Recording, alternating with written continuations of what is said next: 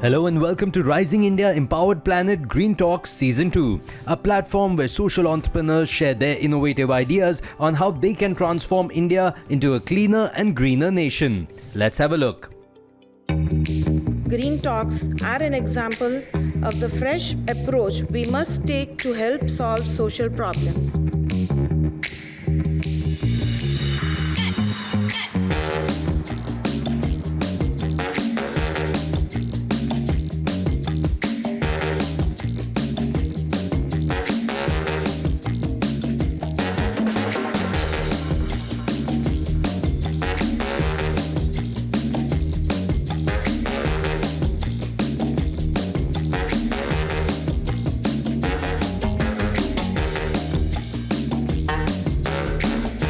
Adani Green Talk. The green color signifies prosperity for all.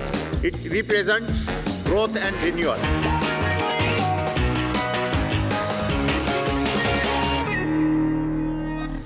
In today's world, when we are talking about a cleaner and a greener world, when we all want to breathe in inspirations that we see around us, there could not have been a better word than to describe what we will feel today.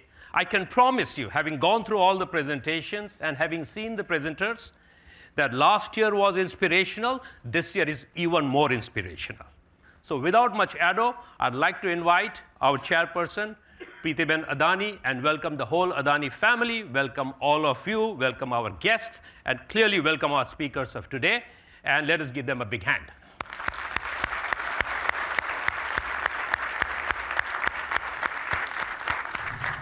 Wish you a very warm welcome to the second edition of the Green Talks. Friends, if the Green Talks last year was mostly about social entrepreneurship, or the S in the ESG, the Green Talks this year focuses on the E of the ESG. And today, we will see 5 tremendous entrepreneurs. The 5 startup companies that we will see today demonstrate the guts of a set of Indian founders who believe they can help build the cleaner and greener world of tomorrow. Let me now briefly talk about the outcomes from the first Green Talk series from 2021. We had announced that we would distribute a total of 5 crore rupees to the teams with the maximum potential. I am delighted to say that 4 teams made the cut. You will all recall that iCure was one of the presenting companies that focused on delivering door-to-door healthcare in the most remote areas of India. The Adani Foundation has already engaged with iCure and has been working with them as a part of the community-based healthcare program at Sindol, covering 34 villages around Dhamra in Orissa. I am delighted to announce that we will award them an additional 50 lakh rupees to encourage them to keep up the great work. You will also recall the powerful presentation by Gen Robotics that built the world's first robotic scavenger. We have decided to award them 1 crore rupees, and this amount will be used to purchase robotic machines from Gen Robotics along with the related services. Megha was the founder of Dharavi Markets, and she presented how she had courageously and single-handedly created jobs within the slums of Dharavi. We are very pleased to award Megha an amount of rupees 25 lakhs. This amount will be utilized to train an additional 100 Dharavi craftspeople. You will recall that one of our own employees Chandrakant Vyas from the Adani electricity business had attempted to use the artificial hand. I am delighted to say that today we will be gifting a full-fledged functioning hand to Chandrakant Bhai, and we will be awarding RoboBionics 1 crore rupees. Thank you once again for your great participation. It is fascinating to have heard Preeti ma'am say, we exist not because the odds favor us. We exist because we challenge the odds. Speaking of challenging the odds, our first speaker today is a great example. Born and brought up around lakes and ducks, Ganesh Shankar's passion for technology helped him find his purpose. Ladies and gentlemen, let us welcome on stage Ganesh Shankar. NITI Aayog report says that 21 cities in our country would run out of groundwater. And this also means that we will not have water by end of 2030. And also said 70% of water in India is contaminated. So the projection was very alarming. I thought this is the problem that I should be solving on. Actually, the solution to water is in water itself.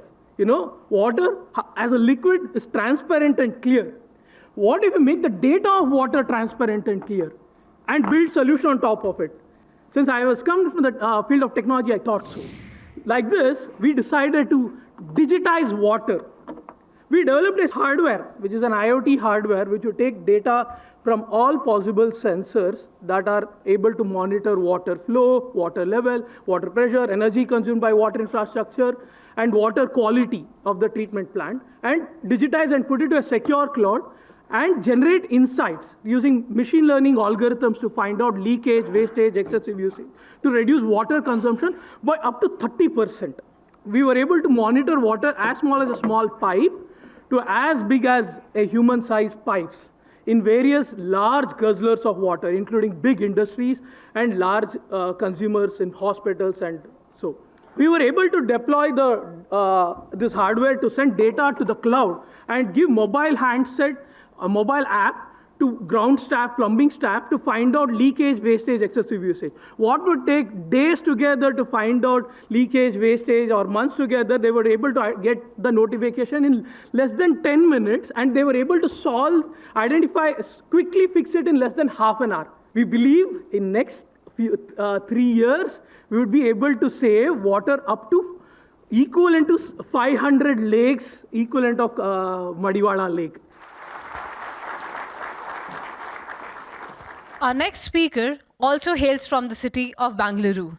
Som Narayan did his master's from Edinburgh in the field of carbon. And that was when he responded. He challenged the odds and found a solution to convert wet waste into biogas and fertilizers.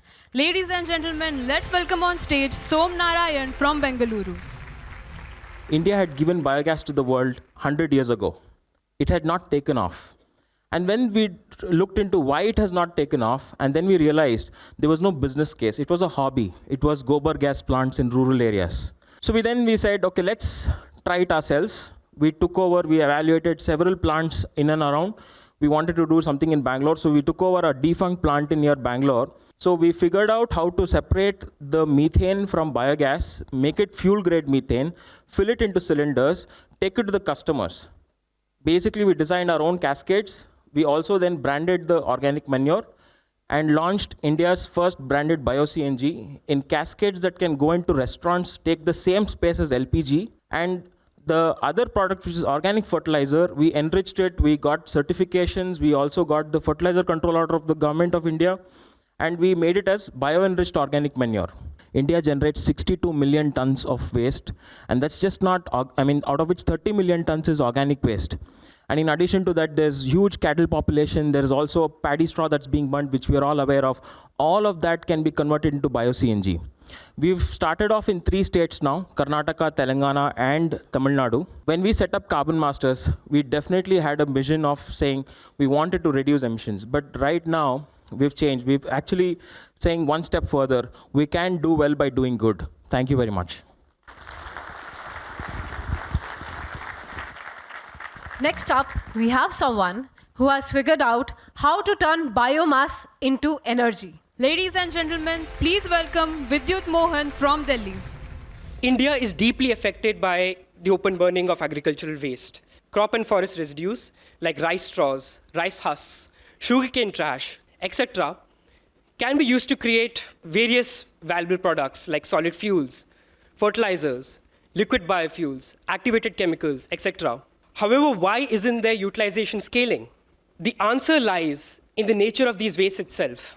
They are very loose, wet, and bulky, thus making them very expensive to transport and process over long distances. We have developed a technology that can process these loose, bulky, and wet crop residues into an upgraded, dense, carbon-rich feedstock. In India and East Africa, we are working on converting rice-based residues like rice husks and rice straw into a carbon-rich fertilizer. And through our work with farmers, we have found that at the same price that farmers pay per season, per hectare for their fertilizer, we are able to increase their net yields on average by up to 27%, and at the same time increase the net income by up to 50%.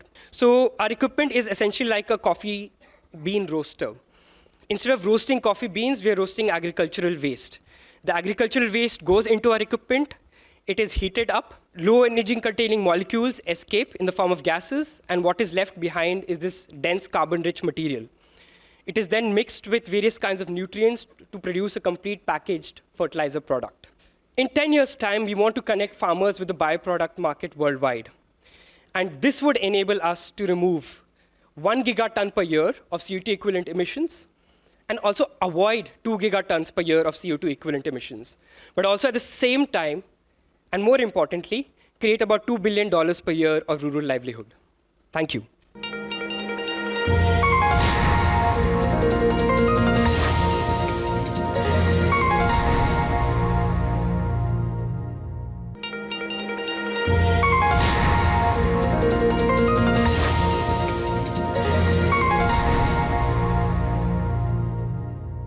Next, we have an entrepreneur whose initial path followed our previous speaker, Vidyut. Here we have another example of the fusion of technology and sustainability. Ladies and gentlemen, please welcome on stage Kaushik from Kheti. There are 100 million smallholder farmers across India. These farmers work hard all year long, but have absolutely no control over their incomes because of external environmental risks. And we started Kheti to change that. We've designed the Kheti greenhouse in a box, a low-cost modular greenhouse that helps farmers protect their crops from environmental risks, increase their yields, and increase their incomes while growing more sustainably, using 1/50th the water when compared to open cultivation. So what does the greenhouse do? It's a steel structure you've seen before, which has pest netting on all sides, which helps farmers protect their crops from pests. It has shade netting on top, which reduces heat by 5 degrees centigrade and helps farmers grow in the harsh summer. It has polyethylene sheeting, which helps farmers protect their crops from unseasonal rain and excess winds, and drip irrigation, which combined with the shade netting, helps farmers use 1/50th the water when compared to open cultivation. So today we work with 1,200 farmers across 6 states of India, and we've grown 4x over the last 12 months. And 75% of these farmers own less than 5 acres of land. So our greenhouse generates on average 75,000 rupees of additional income for these farmers, from our smallest size greenhouse. So join us in igniting the smart farmer revolution. Thank you. Our next entrepreneur, Sandit, will talk about a very different solution. He comes from God's own country, Kerala. And not surprisingly, he is leveraging the power of the infinite sun and the endless oceans to develop green marine transport solution. Ladies and gentlemen, please welcome our final entrepreneur of the day, Sandit Thandasheri. 15 years back, I was in South Korea in the world's largest shipyard and learning or exposed to the best technology in shipbuilding, a dream for any naval architect. But there was something missing. We were not working on sustainability in any of those projects. So I had to do something different. The first tender surprisingly came from Kerala itself, and that too the government transport department. The director of water transport had this perception on how we can solve this big challenge, where a 3-kilometer ride is just 4 rupees, and the daily earnings or revenue is about 6,000 rupees. The daily fuel cost is more than 10,000. So that's how they want to think of solar electric as a possible solution. But then it's not straightforward. You cannot take an existing boat, put solar panels on top, put battery and motor. It doesn't work. You have to solve these 5 challenges. First, you have to reduce the weight of the boat. You need to reduce the power required from about 45 kilowatt to 15 by optimizing the underwater shape. One thing we did differently compared to those boats you saw in Europe was that we made it intentionally much bigger than what is required functionally. This is to enable us to put a larger solar panel so that the batteries can be smaller and the whole economics work. And finally, and on 12th Jan 2017, it was inaugurated by Sri Piyush Goyal and Kerala Chief Minister Sri Pinarayi Vijayan. So first thing what the commuters see or experience when they get into a boat is, it is a much more spacious boat. And then there is no noise, vibration, or smell of fuel. Let me tell you something about the future.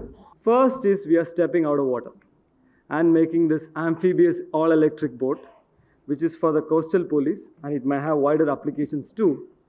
The second is we want to change the second dimension, which is speed. We want to build the world's fastest electric boat. The third dimension is size. As we are building bigger and bigger boats, our end game is ships. So we are to build solar electric or electric ships. There are 5 technologies at play here, of which 3 we have covered. The other 2 we are working on. And soon enough, we will finally have a cleaner and quieter ocean, which is our vision. Thank you.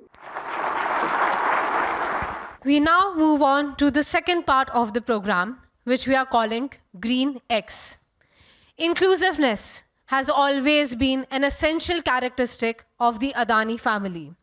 Earlier this year, our chairman encouraged us to build a formal program that would see differently abled candidates become a part of Adani Parivar. To take this further, we have initiated 2 differently abled speakers to tell us the journey of their lives. Like Dr. Preeti Adani said, do not measure them by the extent of the polish showcased on the glittering stages.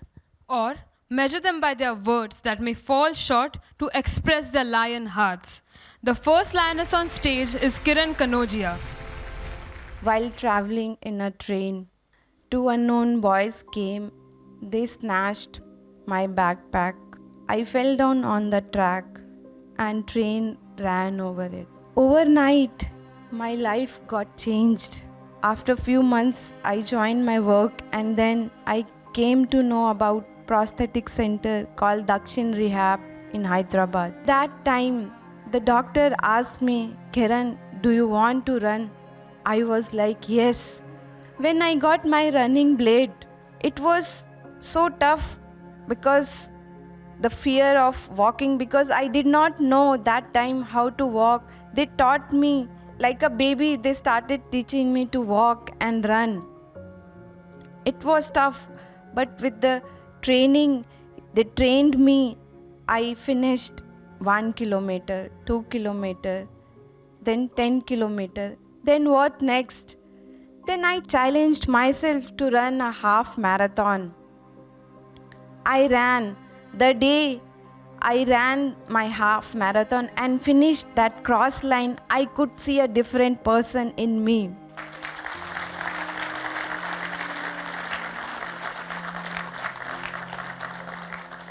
In this world of cutthroat competition, if a person like me can win a race with 1 leg, you can to make impossible things possible. Thank you.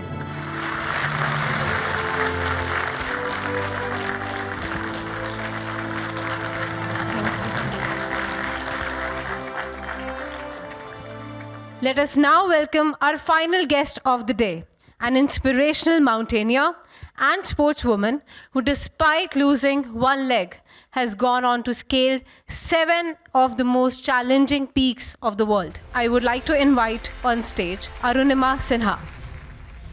मैंने शुरू से ही मेरी ज़िंदगी को बदलने में मेरे माता पिता का बहुत बड़ा हाथ है। और स्टार्टिंग से जब मैं बताऊँ 6th क्लास से मैंने खेलना शुरू किया था। वॉलीबॉल में 7 टाइम नेशनल्स प्लेयर रह चुकी हूँ। तब तक ज़िंदगी बहुत अच्छी चल रही थी, लेकिन अचानक एक भयंकर ट्रेजेडी हो जाती है और मेरा पैर कट जाता है। शरीर का एक अंग जब कट जाता है आपका, मैटर नहीं करता कि मेल है फीमेल है, मैटर सिर्फ इतना करता है वो एक इंसान है। जब मेरा पैर कटा था, जब मैं हॉस्पिटल में थी, मीडिया का कहना था कि अरुणिमा के पास टिकट नहीं था, टीटी आने पर अरुणिमा ट्रेन से कूद गई। नेक्स्ट डे जब मैंने पेपर पढ़ा था तो उसमें ये था कि अरुणिमा सुसाइड करने के लिए। कैन यू इमेजिन, जिस इंसान का शरीर का एक अंग कट चुका है, पूरी ज़िंदगी का पता नहीं व्हील चेयर या बेड से कभी उठ पाएगी कि नहीं। मैं बेड से उठ नहीं सकती थी, मेरे स्पाइन में 3 फ्रैक्चर्स था। मैं अपनी बातें उस वार्ड में चिल्ला चिल्ला के बोलने की कोशिश कर रही थी और बताने की कोशिश करी मेरे पास टिकट है, और सुसाइड के लिए नहीं गई थी, लेकिन मैं समझा ही नहीं पा रही थी किसी को। तब मैंने हॉस्पिटल के बेड से डिसाइड किया, ठीक है आज आपका दिन है, जितना चाहो बोल लो, कल मेरा दिन आने वाला, मैं प्रूफ कर दूँगी कि मैं क्या हूँ। और फर्स्ट टाइम जब बछेंद्री मैम के ऑफिस की सीढ़ियाँ में चढ़ रही तो आई, मेरे पैरों से ब्लड आ रहा था, स्टाम्प एकदम नया था। बछेंद्री मैम बाहर ही आ गई और मेरे ऐसे कंधे पे हाथ रखा और बोला कि अरुणिमा इतना जल्दी क्यों। वाकई में कहने और करने में बहुत फ़र्क होता है। जब मैं माउंटेन पहुँची हूँ, हिल स्टेप पे पहुँची हूँ, शेरपा ने मुझसे कहा अरुणिमा वापस चल, जिंदगी रही दोबारा ट्राई करना। मैंने शेरपा को बोला कि क्यों, तो बोला कि तेरा ऑक्सीजन खत्म हो रहा, जिंदगी रही दोबारा ट्राई करना। मैंने शेरपा से कहा ठीक है, तू जाना चाहता तो जा, नहीं जाना चाहता मत जा। मेरे पास इतना ऑक्सीजन है कि मैं अपने देश का तिरंगा लगाऊं, रिकॉर्ड इंडिया के नाम ला पाऊं। मैं आपको बताऊं, मैंने फुटप्रिंट्स फॉलो करना शुरू किया, 10-20 कदम चली थी, मुझे पता था वो आएगा। पूरी दुनिया आपके साथ होती है। 2 घंटे बाद मैं दुनिया की सबसे टॉलेस्ट पीक पर थी। दोनों हाथ ऊपर करके मेरा चिल्लाने का मन कर रहा था कि इतनी जोर से चिल्लाऊं, इतनी जोर से चिल्लाऊं कि सबको बता दूं कि आज मैं टॉप ऑफ द वर्ल्ड पे हूं। 2011 11 अप्रैल को मेरा एक्सीडेंट हुआ था और आज 21 मई 2013 दुनिया की सबसे टॉलेस्ट पीक पर हूँ। कैसे? लोगों को लगता है कि अरुणिमा ने अपने इस गोल को, अपने इस मिशन को अपने पैरों से क्लाइम किया, जबकि सच ये था, जो मेरा गोल था, जो मेरा मिशन था, मैं अपने पैरों से क्लाइम ही नहीं किया था। जो मेरा गोल था, जो मेरा मिशन था, मैंने अपने दिल से और दिमाग से किया था। तब तय किया वर्ल्ड के 7 कॉन्टिनेंट 7 हाईएस्ट पीक मैंने सारे सबमिट कर चुकी है। अभी नेक्स्ट मेरा है कि मैं south pole centre of earth, मैं नेक्स्ट मेरा टारगेट वही है। और आप सबसे यही कि गुड विशेस आप लोग मेरे लिए कि मैं देश का तिरंगा साउथ पोल पर भी लगाऊं।